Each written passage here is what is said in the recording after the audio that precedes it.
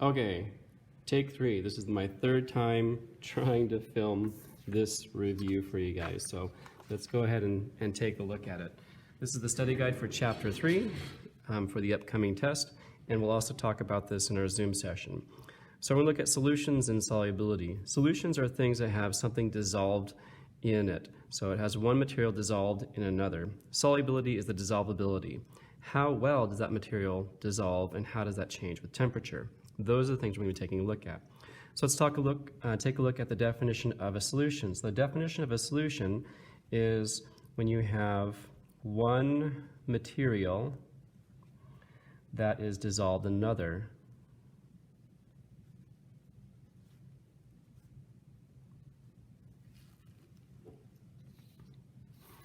So if you have something like salt in water, that would be a solution. Even cola or soda is a solution because the gases are dissolved in the water. So the difference between a homogeneous mixture and a heterogeneous one. So first of all, a solution is going to be what's called a homogeneous mixture, because the definition of a mixture is when you have a combination of substances. So you have a combo of substances or materials.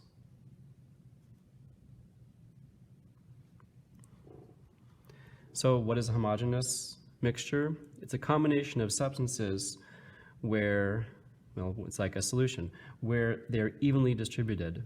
So look at the word homo in the homogeneous. Homo means same. So a homogeneous solution is when your solution is evenly distributed. It's evenly distributed. An example of this would be salt and water, or just salt water.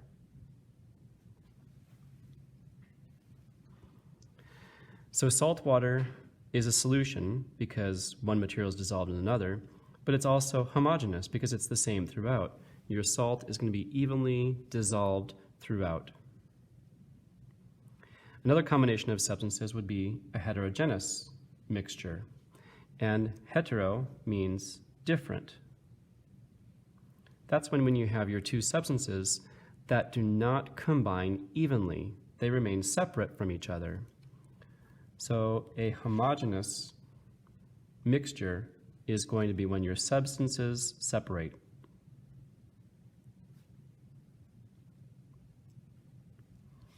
An example of this would be oil and water.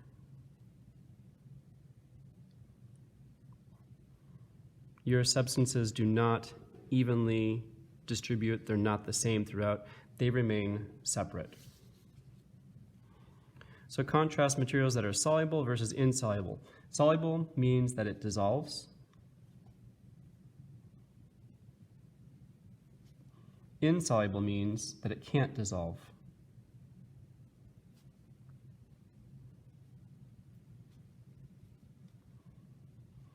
So salt water, or salt in water, would be soluble.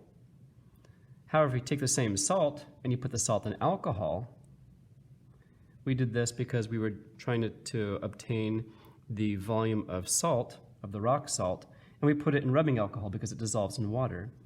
So the salt in the alcohol is insoluble.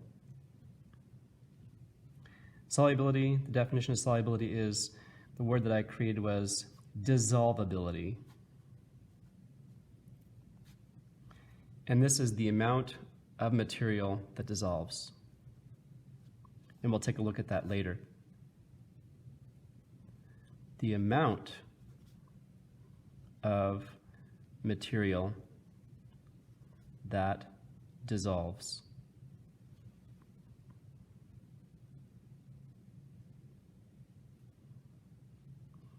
So what happens to the amount of material that dissolves when you change the temperature, by increasing or decreasing the temperature? So solubility, we're going to say, is capital S, and temperature is going to be capital T. If you increase the temperature, what happens to the solubility? And when you decrease the temperature, what happens to the solubility? Well, we had this graph that I showed you, here's the temperature and here's the solubility. We're going to take a look at sugar, for example. And the graph looked something like this. When you increase the temperature and it got hotter, here's high temperatures, the solubility also increased. So increased temperature, high solubility. That means warmer temperatures are going to dissolve more of that material. This is the hot tea versus the cold tea, like the cold iced tea versus the hot tea. You can dissolve a lot more sugar in hot tea than you can in a lower temperature, where the sugar might just fall down to the bottom of the glass. So when you increase the temperature, you increase the solubility, you increase its dissolvability. When you decrease the temperature, it's colder, you decrease the solubility, you decrease its dissolvability. Let's take a look at an example of the solubility. Solubility of salt in water, the amount of material that dissolves. The amount that dissolves at room temperature is 36 grams. 36 grams of salt dissolves in 100 milliliters of water at room temperature. So let's say I add more than 36. If I add 37 grams in 100 milliliters of water, what's going to happen is I'm going to get 1 gram of salt left over. I put in too much. It can only hold 36, but I put in 37. That means 1 gram of salt is going to be insoluble. The 36 grams are soluble because they dissolved. 1 gram is insoluble because it can't dissolve. The water can't hold anymore. What can you do? Well, just like this graph right here shows, if you increase the temperature, you increase the dissolvability. So if you increase the temperature, what happens is the 1 gram dissolves.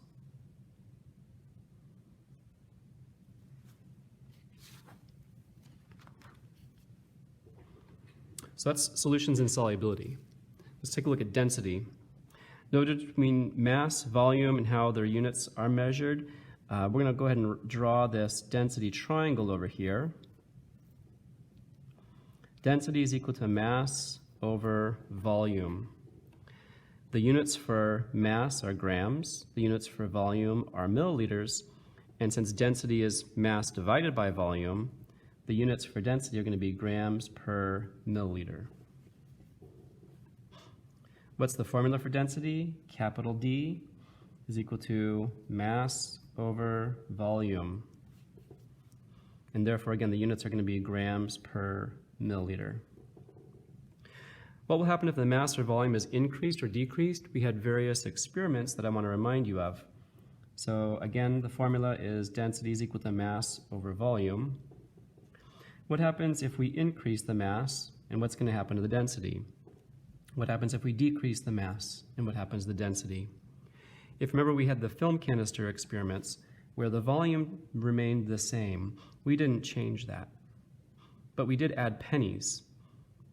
And when we added pennies to the canister, the film canister sank. It became more dense. When you increase the numerator over here, you're going to increase your density. And when we took the pennies out, you're going to decrease the density, and it floated. What happens if we change the volume? Think of a hot air balloon. If you increase the temperature, what happens to the volume of the balloon? It begins to expand. Those particles start to bounce off each other with more energy. Increases the temperature, we increase the volume. Well, now we're increasing the denominator. Okay, going from 1/2, for example, to 1/3. I've increased my denominator, my value has actually decreased. So the hot air balloon becomes less dense, and therefore the balloon is going to float. Let's take a look example. If you exhale and jump into a pool, exhale and jump in a pool. What's going to happen to your lungs when you exhale? The volume of your lungs is going to decrease. Take a look at this. If we decrease this, it's going to increase your density. And therefore, when you exhale and jump into a pool, you're going to increase your density, you're going to then sink. Obtaining density, mass, or volume by rearranging the formula. Well, first of all, we have density is equal to mass over volume. Let's rearrange it for mass. Cover up the mass. Mass is equal to density times volume. And again, the units for mass will be in grams. What's volume? Cover up the volume. Volume is mass divided by density. That's how you do those types of problems. We look at buoyancy. Buoyancy is the capacity to float. So if I have higher or lower densities with positive or negative buoyancy and floating or sinking. So if I increase and have a higher density, increase my density, denser things are going to sink. Well, sinking is not floating, it's the opposite of buoyancy. So I have negative buoyancy. Also, if I decrease the density, less dense things are going to float. And if I float, I have buoyancy. Therefore, I have positive buoyancy.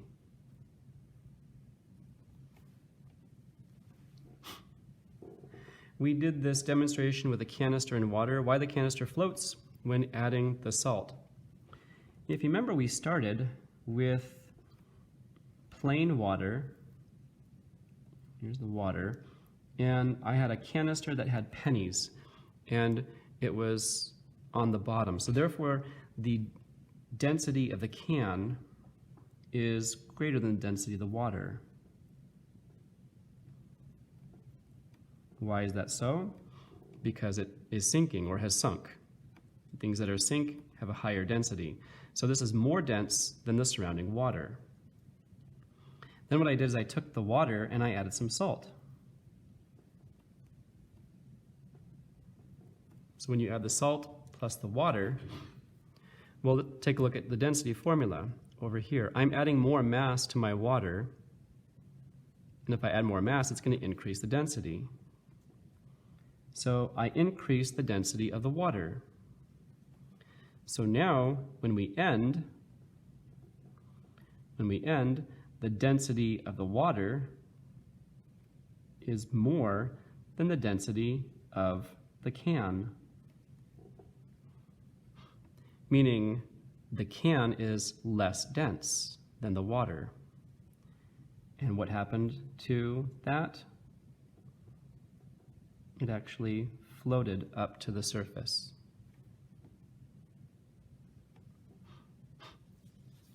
Okay, on to the next page. I'm going to take a look at the relative densities of solids, liquids, and gases.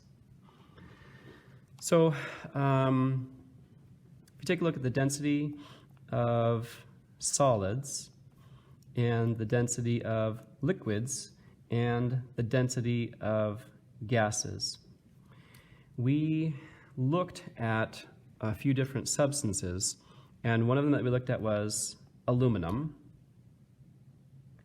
We looked at water, which was our liquid, and our gas is carbon dioxide. We did a lab on this.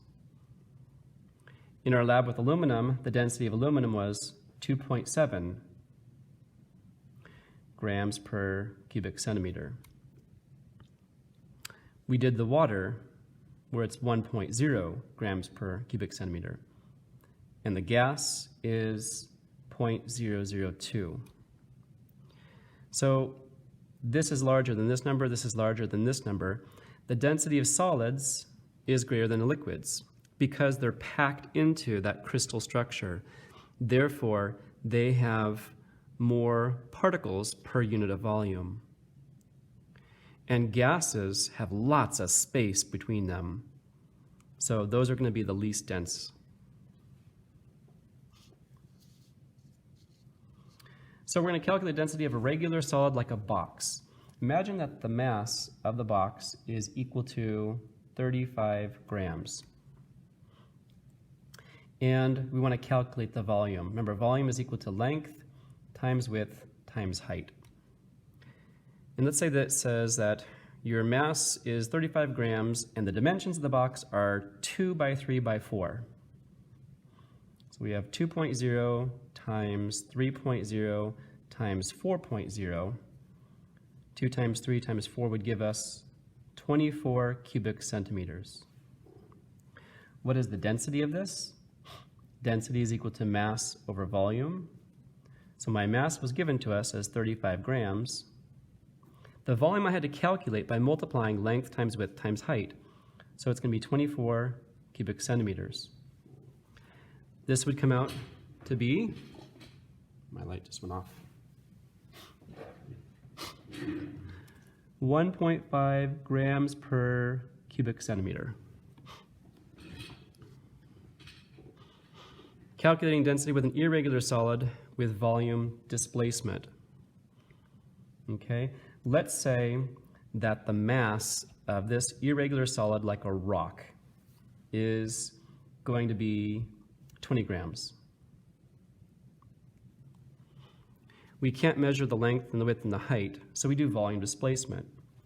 So we get a graduated cylinder. We fill it up with 25 milliliters of water. Then we drop my rock, or whatever object, into the graduated cylinder, and it goes up to 35 milliliters. That means the object is the difference. So the volume is going to be equal to the 35 minus the 25. So my volume is 10 milliliters. What is my density? My density is equal to mass over volume. My mass was given at 20 grams. The volume I had to calculate by subtracting those two values, and it's going to be 10 milliliters. So my density is 2 grams per milliliter, or cubic centimeter. Calculating density of a liquid, as we did with water. So we're going to take a graduated cylinder.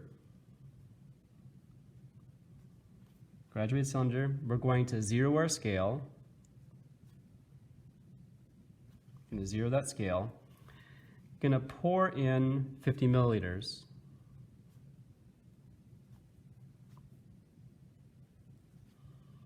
Okay, so here's my volume, and it's going to weigh, after zeroing the scale, it's going to weigh 50 grams.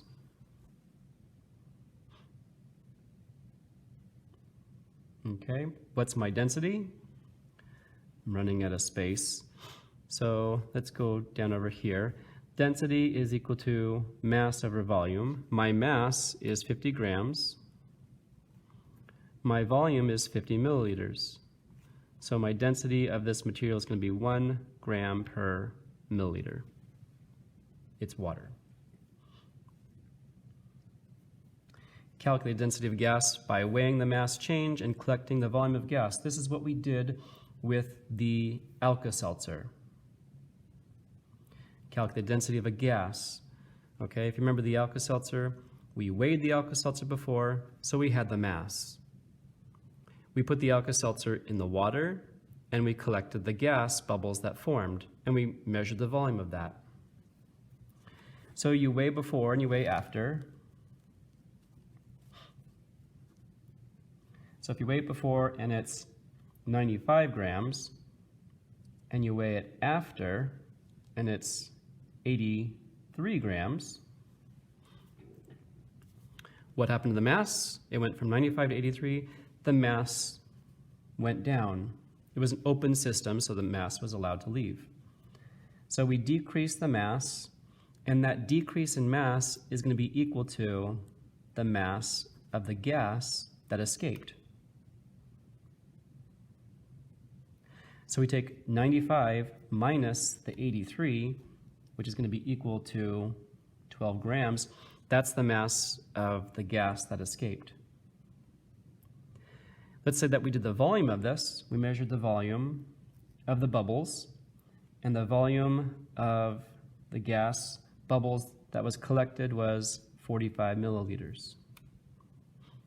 How do we get the density? Density is equal to mass over volume. My mass is 12 grams. My volume is 45 milliliters.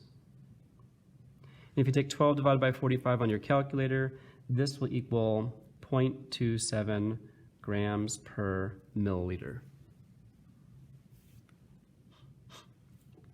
Okay, down to these last few concepts. Know how temperature affects the volume and density of materials. If I increase the temperature, I'm going to increase the volume, just like a hot air balloon. And again, this is going to decrease the density. So looking at that formula, density is mass over volume. If I increase the volume, it increases the density. Again, remember examples. Let's say I have 1/2 and I go to 1/3. I'm increasing the denominator, but 1/3 is less than 1/2, so my density goes down. How does pressure affect the volume and density of gases? Remember, gases have lots of space, and these gases can be squeezed. This is the Cartesian diver. This is the bottle that was squeezed. And if you increase the pressure of that bottle, the little dropper on the inside is going to decrease the volume. So those gases inside the little dropper are literally going to get squeezed. So what happens? The density is equal to mass over volume. I'm decreasing my volume, therefore it's going to have the opposite effect on density. It's going to increase the density. And when you increase the density, your object is going to therefore sink. So you squeeze that air on the inside of the dropper, the volume goes down. To increase the pressure, we decrease the volume, it increases the density, and therefore makes that little dropper sink. So why does the Cartesian diver sink, or why it floats? This is the same thing that we discussed here, but let's take a look at the opposite. Let's say that we decreased the pressure. When you decrease the pressure, here we squeezed it, what happens is the air is going to, therefore, expand. So it's going to increase the volume.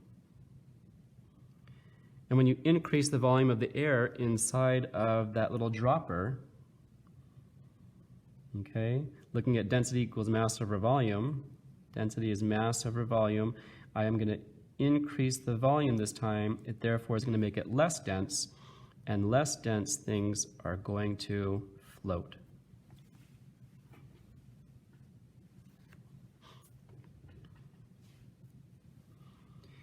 Be able to determine the number of significant digits. We will talk about this in our review, but make sure to see your notes, and we'll talk about many different more examples. Be able to add and subtract to the correct number of significant figures. So if you remember, when we're adding and subtracting for the significant figures, we actually don't use the significant figures. We use the least precise place value.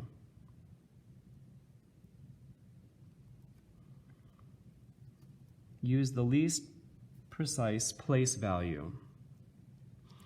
For example, if I'm adding 1.23 and 567.8, okay, when I add these two together in my calculator, okay, I get 569.03. Let's take a look. I've got ones, tenths, and hundredths. This is to the tenths place. This is to the hundredths place. This is very, very precise scale. This is least precise or less precise. So that means we need to have our answer can't be more precise than what is least precise. So my answer has to be to that digit right there. So I'm going to use the next digit to round up or down. And in case it's below 5, so therefore it's going to round down. So my answer would be 569.0. And yes, the 0 would be significant because it showed we measured to the tenths. Now, multiplying and dividing to the correct number of significant figures, we'll do a couple examples here. In this case, we use the least number of significant figures. Use the least number of significant figures. Going to abbreviate that. We'll do 2 problems and we'll do more in our review. We have 3.21 times 568.34. If I multiply that on my calculator, I get 18243.714. Question is, what will my correct answer be? This is a hard one. How many digits do I have here? I have 1, 2, and 3. So I have 3 significant figures here. I have 1, 2, 3, 4, 5 here. And I need to use the least, which means I have to round to something that has 3 digits. Well, if I go 1, 2, 3, here's my 3 digits here. That's as far as I can go. The rest of the numbers are not significant. They are insignificant. So I use this number to either round up or down, and it's going to round down. So my answer would be 182,000. Because if you remember, the zeros after a number before a decimal are not significant. So that would be my answer there. Let's do division. If I have 4.321 divided by 1.33456. If I plug this in my calculator, I get 3.23777,125. So I've divided this on my calculator, I've gotten this answer, but now I need to count the number of significant digits. 1, 2, 3, 4. There's 4 here. 1, 2, 3, 4, 5. There's 6 here. So my answer has to be to 4 digits. So I'm going to have 1, 2, 3, 4. I'm going to have to either round up or round down based upon the next one. The rest of them are insignificant. So my answer would be 3.2, 3, and 7 is past the 5. It rounds up to 8.